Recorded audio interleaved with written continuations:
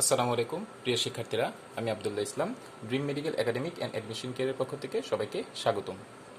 HSC 2024 ব্যাচের শিক্ষার্থীদের সামনে কেমিস্ট্রি পরীক্ষা উপলক্ষে আমরা আমাদের ধারাবাহিক কেমিস্ট্রি সাজেশন আমাদের ইউটিউব পেজে আপলোড করছি। তারই অংশ হিসেবে আমরা আজকে রসায়ন প্রথম পত্রের পঞ্চম অধ্যায় এটার যে সাজেশন নিয়ে আমরা উপস্থিত হলাম।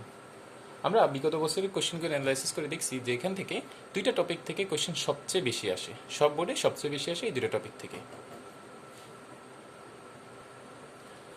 প্রথম টপিকটা হচ্ছে ভিনেগারের প্রস্তুত প্রণালী। তোমাদেরকে কোশ্চেন এমন দিবে যে চিনি থেকে ভিনেগারের প্রস্তুত প্রণালী ব্যাখ্যা করো, বা কয়েকটা ধাপ দিয়ে বলবে ABCD দিয়ে তোমাদেরকে বোঝাবে যে এটা ভিনেগারের প্রস্তুত প্রণালী। অনেক সময় তোমাদেরকে বলতে পারে যে আখের রস থেকে ভিনেগারের প্রস্তুত প্রণালী ব্যাখ্যা করো। তো সব ক্ষেত্রেই উত্তরটা একই রকম হবে।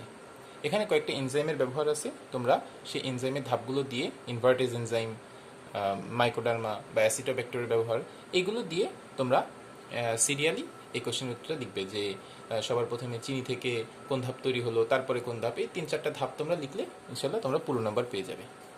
তারপরে ঘ নাম্বারে কোশ্চেন থাকে যে উক্ত যে ভিনেগার তৈরি হলো বা যে অ্যাসিড তৈরি হলো, এটা কিভাবে খাদ্য সংরক্ষণ করে, তার খাদ্য সংরক্ষণ কৌশলটা ব্যাখ্যা করো। সেক্ষেত্রে তোমরা ভিনেগারের খাদ্য সংরক্ষণ কৌশলটা ব্যাখ্যা করলে ওই জায়গাতে তোমরা পুরো নাম্বার আশা করি পেয়ে যাবে ইনশাল্লাহ।